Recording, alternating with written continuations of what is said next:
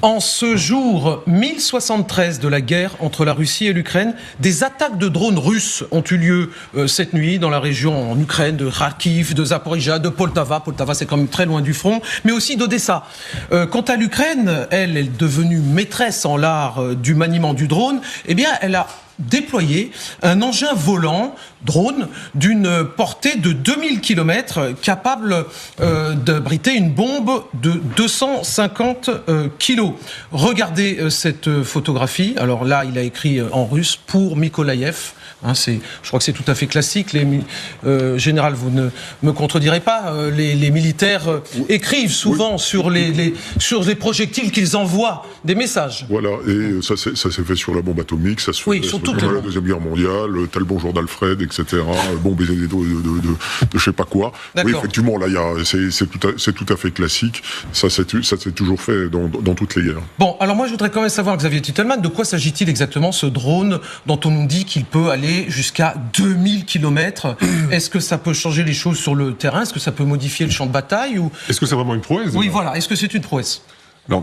C'est vrai que jusqu'à maintenant, la difficulté, c'est que les Ukrainiens avaient des drones de petite taille, dont certains ont dépassé les 2000 km. Et je connais des gens qui développent un 3000 km. Mais c'est des charges utiles de 40 kg. 40 kg, ça veut dire que vous pouvez taper des raffineries, des environnements extérieurs qui sont relativement peu protégés, des dépôts de munitions qui seraient à l'extérieur, comme les Russes le font, parce que tout n'est pas dans des bunkers. Là, quand on a un drone qui va à 250 kg de charge utile, c'est absolument colossal. Là, vous tapez des centres de commandement, vous tapez des bunkers enterrés avec une efficacité qui est très importante. Est-ce que c'est avec ça qu'on a tapé justement récemment des raffineries, des dépôts pétroliers? Il n'est pas nécessaire d'avoir des équipements de ce poids-là. La cible qui a été choisie, c'est la connexion du gazoduc qui est tout à fait au nord, qui était plus au nord que Moscou. Oustluga, c'est le port de Saint-Pétersbourg, c'est ça, effectivement, qui est ciblé de façon fréquente. Mais là, du coup, c'était le pipeline enterré qui aurait été visé et qu'ils ont réussi à endommager en partie. Pourquoi est-ce qu'ils arrivent à obtenir ça? C'est qu'ils prennent des petits avions. L'Ukraine, avec son histoire aéronautique, fait des petits avions, fait des ULM. Ils ont déjà transformé des ULM pour en faire des versions explosives, mais pas avec une charge utile aussi importante. C'est avec ça qu'ils avaient tapé l'usine de Shahed il y a un an à 1200 km. Ce qui change, vous dites, c'est pas nécessairement la distance, mais c'est surtout la charge que cet engin peut avoir avec lui. Exactement. Alors moi, ce qui m'étonne par contre, c'est que ce soit à l'extérieur. On met la bombe visible à l'extérieur. Cette fameuse bombe de 250 kg. Ça veut dire qu'un radar qui fonctionnerait doit avoir une masse métallique aussi grosse qu'est dans le ciel. Donc ça, vous pensez que c'est une erreur? Et ça, moi, je comprends toujours pas l'inefficacité de la défense aérienne russe qui devrait être capable de voir des gros engins comme ça. Il y a aussi un autre drone qu'on aimerait vous montrer. Alors cette fois, c'est du côté russe. Ah oui, toute autre ambiance, Guillaume. Exactement. Si vous avez les meubles suédois à monter en kit, vous allez être servi, parce que vous allez adorer confectionner un drone. Humour. Regardez, ce petit drone, il est arrivé dans une mallette, une petite valisette, vous voyez, qu'on voit ici. Un drone assez facile à porter. 2 personnes, peut-être même une seule pour la porter. On déplie, on branche tout ça et hop, voilà, ça donne ce petit drone qui est là, un drone d'attaque, donc petit, qui permet d'aller jusqu'où. Quelle charge peut-il porter lui? Est-ce que ce genre d'appareil, c'est vraiment intéressant, Xavier Titelman? Alors ça, c'est plutôt des drones d'observation. Donc a priori, là, je vois pas d'armes. D'accord. Redites-nous, il y a 3 différents types de drones majeurs. Globalement, observation. Il y a le drone kamikaze, le drone bombardier et le drone qui va faire du renseignement. Très bien expliqué avec les mains également. Capter des images. On est à la télévision, Guillaume, c'est important.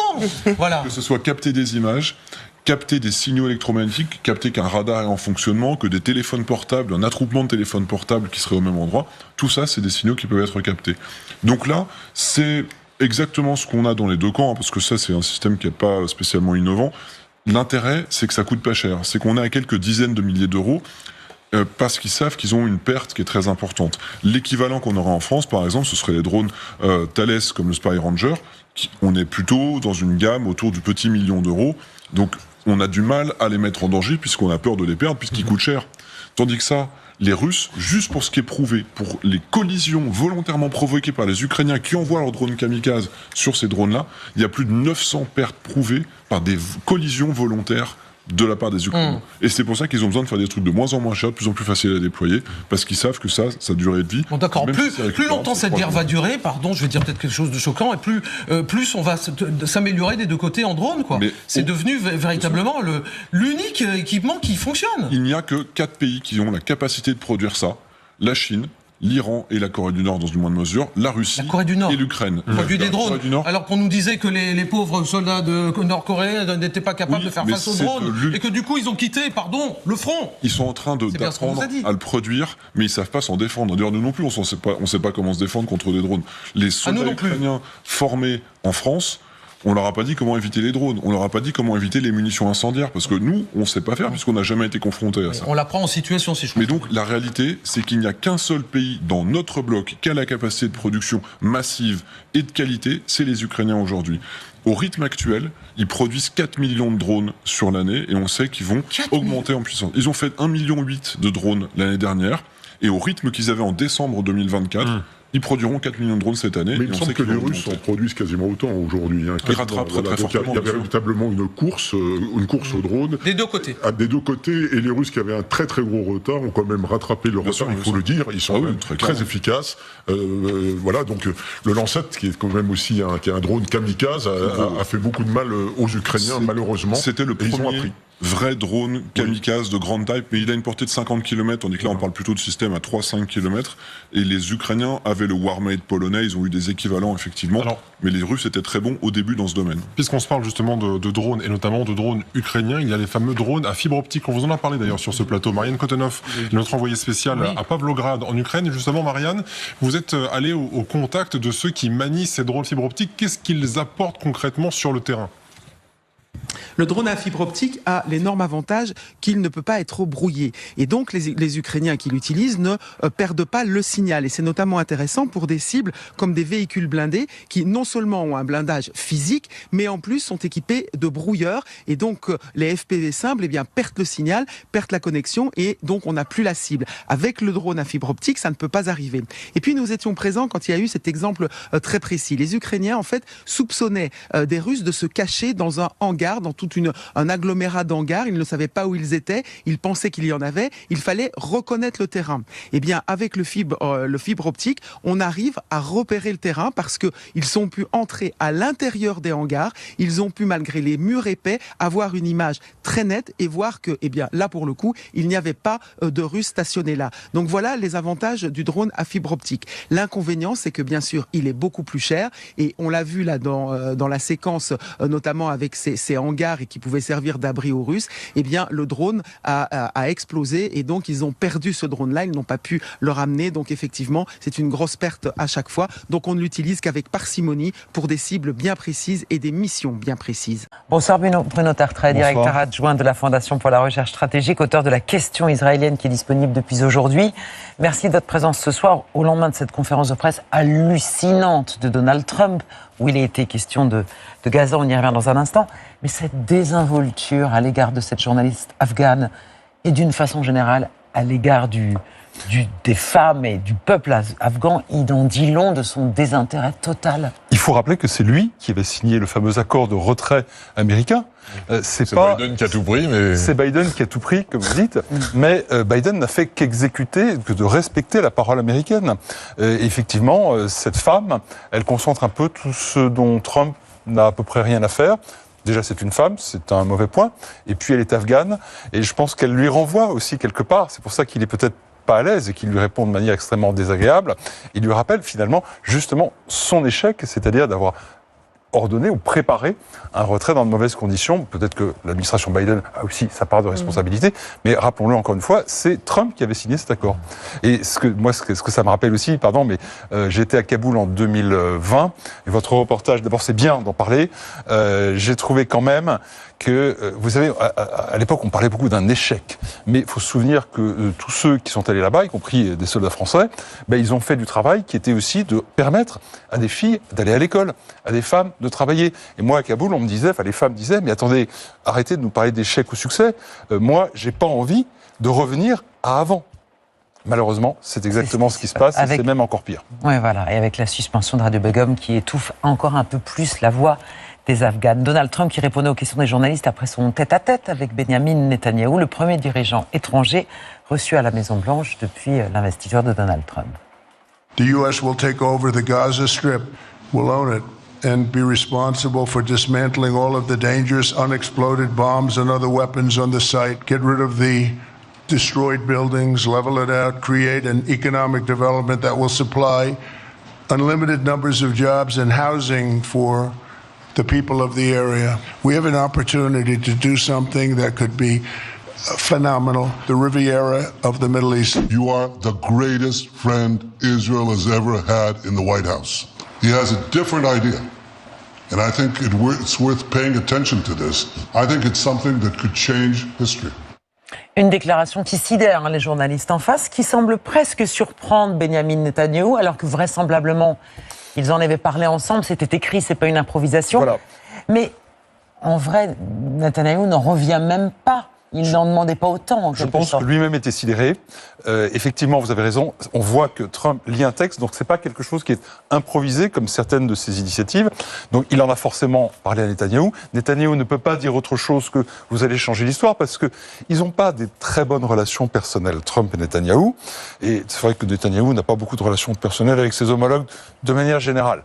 Bon, et en lui disant vous allez changer l'histoire, il le flatte. Il sait très bien qu'avec Trump, il faut faire de la flatterie. Et puis, il sait aussi que si Trump place la barre là, eh bien, peut-être qu'il acceptera, voire encouragera Netanyahou et l'extrême droite israélienne à annexer au moins une partie de la Cisjordanie, car c'est quand même le rêve d'une grande partie de cette coalition. C'est quoi la géopolitique selon Trump quand on l'écoute ? C'est la géopolitique d'un... Le monde est un gigantesque marché immobilier. Et la métaphore n'est pas simplement due au fait qu'il parle de construction et de transformer Gaza City en une sorte de Miami sur la Méditerranée orientale. Trump a fait fortune en grande partie dans l'immobilier. Simplement, c'est pas des transactions comme vous et moi avons eu l'occasion de les connaître. C'est d'abord, je tape sur la tête très fort et après, éventuellement, on discute. Et cette initiative, qui moi-même m'a sidéré, je ne vais pas vous dire, mais bien sûr tout ça a été attendu, c'est-à-dire qu'on voit que c'est un homme qui n'a aucune limite dans tous les domaines d'ailleurs. Vous vouliez réagir, François Hollande ? L'intervention de Trump est à la fois inacceptable, et elle n'a été acceptée par personne, peut-être seul Netanyahou en a convenu tout en étant lui-même retenu. Elle est irresponsable, car ça voudrait dire, si on le suivait, que les troupes américaines viendraient à Gaza après avoir mis de côté, déporté 2 millions de personnes qui vivent à Gaza. Ce serait un crime de guerre. La Maison-Blanche ce soir dit non, pas de troupes américaines là-bas. Bon, il l'a pourtant dit. Oui, bien sûr, mais ça nous appartiendrait. Et elle est irréalisable parce que les conditions ne rendent pas cette opération possible. Mais ce que dit Bruno Trettlet est très juste. La méthode, on dit il est fou. Non, il utilise la folie avec une méthode qui est tout à fait appropriée aux affaires. C'est-à-dire, je vous dis que votre immeuble ne vaut rien, que même il va s'effondrer, mais je vais vous l'acheter pour 10 $. La personne dit, finalement, j'ai pas fait une mauvaise affaire, puisque sinon, je n'aurais plus d'immeuble.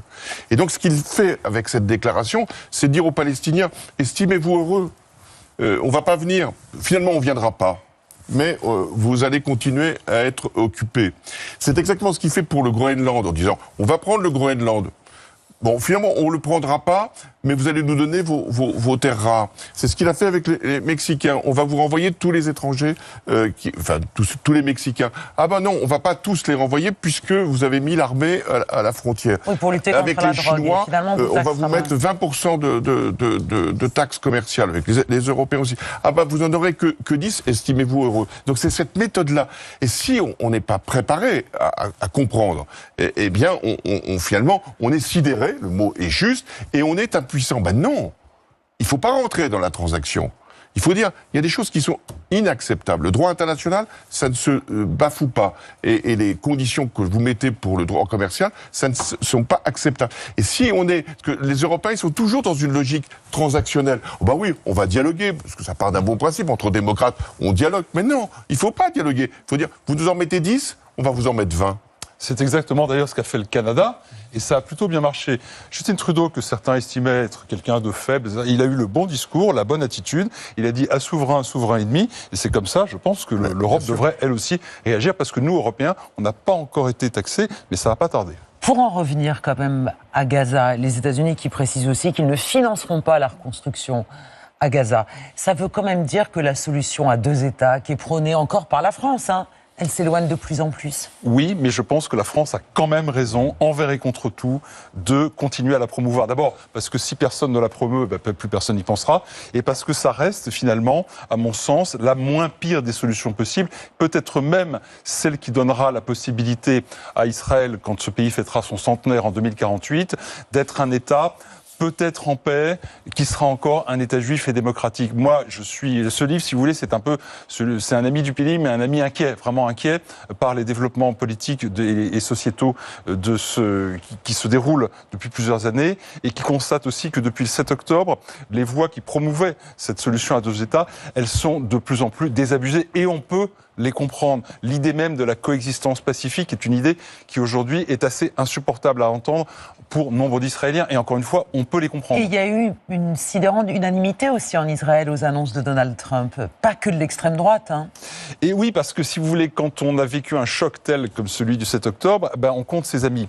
Et l'Amérique de Trump, ce qui est celle, je le rappelle, qui a transféré l'ambassade des États-Unis de Tel Aviv à Jérusalem, un geste qui a eu énormément de popularité en Israël, eh bien voilà, Trump, c'est ce qu'on a, on fait avec, mais au moins, lui, il nous soutient, et ça, c'est quelque chose qui suscite une certaine unanimité dans le pays, c'est vrai.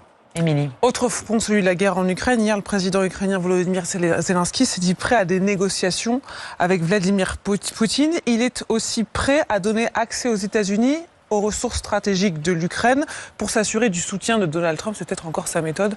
On peut écouter Volodymyr Zelensky. Ми відкриті, щоб заходили інвестиції американських компаній, тому що якщо це буде все під контролем Росії, туди зайдуть інші країни, інші компанії, безпосередньо, я впевнений, і Іран, і Північна Корея. Те, що я про це з ним говорив, це факти. Я хотів би, щоб дійсно бізнес Америки, я знаю, що він дуже зацікавлений входити в Україну. Я хотів би, щоб вони розвивали цей напрямок у нас. Zelensky qui s'est parlé le Trump. Exactement. Zelensky, il a tout compris. D'abord, ça fait 1 an et demi que les Ukrainiens se préparent au plus haut niveau, moi j'ai pu le constater avec eux, à l'hypothèse de la présidence Trump. Donc, ils s'y sont préparés mentalement beaucoup mieux, à mon sens, que nombre d'Européens. Ensuite, il a compris qu'avec Trump, il fallait justement parler un langage qu'il comprenait. Et donc, premièrement, il a dit, moi je suis prêt à négocier, le problème c'est pas moi, c'est Poutine. 2, il dit, s'il faut que vous donnez des compensations visibles du point de vue de l'opinion américaine, et même pour l'économie américaine, j'y suis prêt également. Ça ne veut pas dire qu'il va le payer en terres rares, ça veut dire qu'il envisage de donner un accès privilégié à des compagnies américaines, ce qui est tout à fait compréhensible. À mon sens, il a tout compris, et surtout, ça fait apparaître Poutine comme celui qui bloque la négociation aujourd'hui. Bon, les Ukrainiens sont dans une situation extrêmement difficile. L'armée russe, appuyée par aussi des Coréens du Nord, l'armée russe a avancé et continue d'avancer. Donc Zelensky, il est dans une impasse d'une certaine façon, parce que s'il n'obtient pas le soutien de Trump, de qui peut-il l'obtenir? Des Européens? Mais avec quelle garantie de sécurité? L'entrée dans l'OTAN, elle lui est refusée. Donc il est obligé de faire une négociation d'abord avec Trump pour l'avoir ensuite avec Zelensky. Et s'il ne l'a pas avec Trump, aux conditions de Trump, Trump l'aura directement avec Poutine. Alors nous, Européens, qu'est-ce que nous devons faire dans ce moment-là? Nous qui avons été quand même trop réticents dans les aides que nous avons apportées à l'Ukraine.